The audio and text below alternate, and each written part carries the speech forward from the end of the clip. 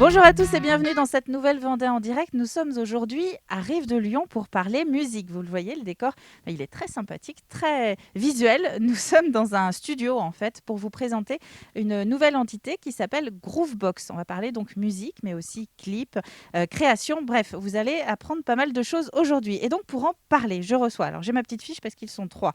Il y a Maxime Gilbert, il y a François Gilbert qui est un petit peu plus loin et Dimitri Bézot. Bonjour. Bonjour. Donc bonjour Maxime et bonjour Dimitri. Vous êtes à la tête de cette entité donc, qui s'appelle Groovebox. Est-ce que vous pourriez nous expliquer un petit peu de quoi il s'agit quand on n'y connaît rien dans votre domaine, à savoir la musique? Bien sûr, hein. Donc Groovebox, c'est une aide artistique et technique. Voilà, on est vraiment au service des musiciens, des artistes, pour aller de la partie donc réalisation, c'est juste après la composition. Ils peuvent arriver avec leur base de morceaux, on peut les aider dans cette partie-là, jusqu'au live, jusqu'au concert, et en passant par le petit EP, le petit disque promotionnel, le clip qui va nous permettre de démarcher, de se faire connaître. Voilà. Donc si je comprends bien, c'est une seule et même adresse pour avoir pas mal de services autour d'une production musicale, hein, c'est ça? Exactement. Comment vous vous êtes rencontrés tous? Comment c'est fait la formation justement de Groovebox? Ah bah alors c'est assez simple. François et moi, on a un bagage musical à la base, ce qui fait que depuis 10 ans, du coup, on œuvre dans des groupes de musique. Donc on a énormément joué ensemble. Nos formations techniques qu'on a fait en parallèle nous ont amené du coup à avoir ces compétences-là. Ça nous a également amené à rencontrer Dimitri, qui a fait la même formation en son que moi. Et de fil en aiguille, en fait, on l'a introduit dans les groupes dans lesquels on travaillait. Et les évolutions de projet ont fait que on a de plus en plus travaillé en symbiose tous les trois et le regard de chacun fait qu'on se fait grandir ensemble. Et le Groovebox, c'est simplement en fait un nom sur un travail en commun qui existe depuis 4-5 ans maintenant et qui fait que on essaye vraiment de se tirer vers le haut. Donc finalement, c'est officialiser une expertise que vous aviez déjà chacun et que là, que vous mettiez Voilà. aussi déjà depuis quelque temps en symbiose. Ouais, Là, vous l'officialisez. exactement. C'est qu'en fait, vous constatez sur le terrain que les artistes, par exemple, quand ils ont une idée de chanson, il y a pas mal de travail à faire derrière avant que ce soit diffusable. Voilà, tout à fait. On se rend compte que le simple guitare-voix ou le simple piano-voix souvent les artistes peuvent créer ne suffit pas. Maintenant, il faut vraiment des choses assez produites.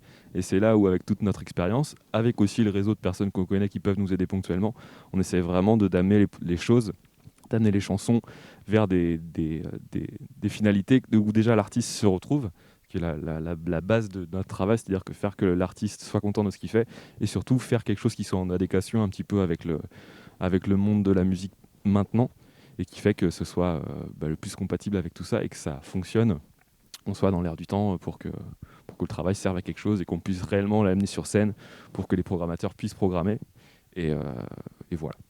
Dans ce que vous recevez, dans le travail que vous observez, il y a beaucoup de choses à faire donc avant de rendre les choses intéressantes. C'est très variable en fait. On arrive Je vous sur... demanderai pas de nom. On ne dira rien.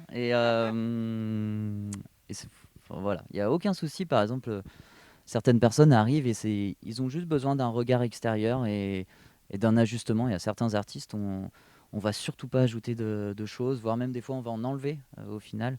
Voilà, c'est variable et en même temps il y en a d'autres qui vont arriver avec juste une base et là il va y avoir beaucoup de choses à faire, mais c'est aussi leur demande. Voilà, on travaille beaucoup sur des références qui nous aident à comprendre vers où ils veulent aller et dans quel style, dans quel l'univers, etc. Là, on parle de l'audio, du sonore. Ce qu'on disait aussi avant de lancer l'émission, c'est que le visuel aujourd'hui est très important. Et là, vous intervenez également sur la conception d'un clip, par exemple. Tout à fait. En fait, la plupart des rencontres musicales que les gens peuvent faire passent maintenant par les médias, donc que ce soit tous ceux qu'on connaît, les réseaux sociaux, et de fait, en fait, beaucoup par les vidéos. Et donc, du coup, on intervient de la session live streaming qui est très en vogue actuellement dû à la crise. Donc, on peut très bien faire une captation d'un groupe en live qui va être directement transmise. On peut aussi et surtout faire des clips. Donc, c'est ce que vous disiez. Donc, on peut participer à la création d'un clip. C'est-à-dire que là, dernièrement, par exemple, un groupe est venu travailler avec nous. On a élaboré ensemble le scénario du clip, on a trouvé un lieu, on a trouvé une comédienne en l'occurrence, Et on a passé un jour à tourner ce clip-là pour un rendu du coup de clip pour un groupe qui leur permet du coup de diffuser aux programmateurs, diffuser aussi pour le grand public pour le plaisir de regarder une vidéo qualitative en tout cas pour le groupe. Et voilà, mais en tout cas la vidéo est partie prenante de l'évolution des groupes, et donc du coup c'est le média numéro 1. Donc on essaye de sortir les médias qui vont bien à tous les instants de la création du projet. Alors, je vous ai demandé tout à l'heure de voir si on pouvait justement diffuser un petit avant-après. Pendant que Dimitri, s'il peut s'installer, moi j'ai une petite question sur la mobilité quand même. Parce qu'on disait ce qui est important aussi, c'est de montrer que vous pouvez aller un petit peu n'importe où. C'est vous qui allez à la rencontre des artistes. Voilà, on essaye vraiment de faire que la technique soit transparente, et les outils actuels nous permettent de le faire très facilement. Donc, Une sorte de régie ambulante en fait. Voilà, exactement. Et surtout, en fait, nous, on a vocation à s'adapter en fait aux demandes des artistes. Si on a besoin de tel équipement pour telle réalisation, pas de souci. On a les partenaires qui vont bien, qui ont le matériel, et nous, on peut louer pour répondre aux attentes et faire que techniquement, surtout, ce soit transparent.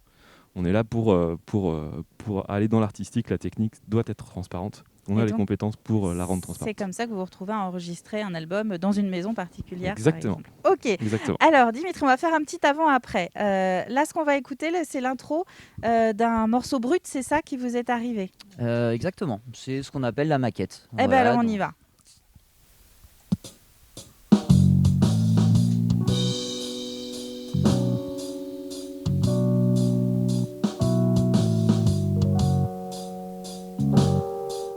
Qui est déjà bien abouti. Qui est déjà une bonne maquette. Et donc là, c'est après votre passage, maintenant, c'est ce qu'on va écouter. Exactement.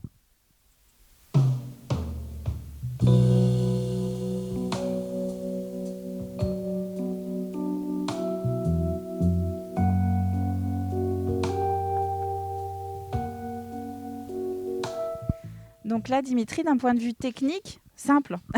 Vous êtes intervenu sur les instruments? Exactement. Alors ça a été principalement... Donc là, par exemple, on se rend compte qu'on n'a pas fait d'ajout d'instruments.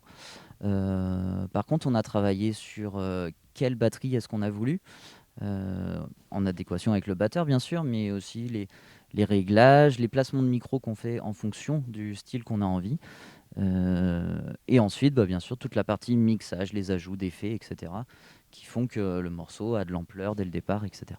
C'est tout l'aspect aussi, on n'a plus trop le temps de l'aborder, mais l'aspect bien comprendre ce qu'attend l'artiste, c'est-à-dire comprendre aussi la personne telle qu'il est, et puis ce dont il a envie. Très bien. Eh bien, écoutez, on arrive à la fin de cette Vendée en direct. Alors, je reprends mon papier, parce que vous êtes 3. Donc, Dimitri Bézot, Maxime Gilbert et puis François Gilbert. Et François, en fait, vous l'aviez déjà vu dans une précédente Vendée en direct quand on avait reçu No Way Back, le groupe. Voilà, pour tout vous dire. C'est la fin de cette Vendée en direct. Merci à vous de l'avoir suivi. On se retrouve dans quelques jours pour une nouvelle découverte quelque part dans le département. À bientôt.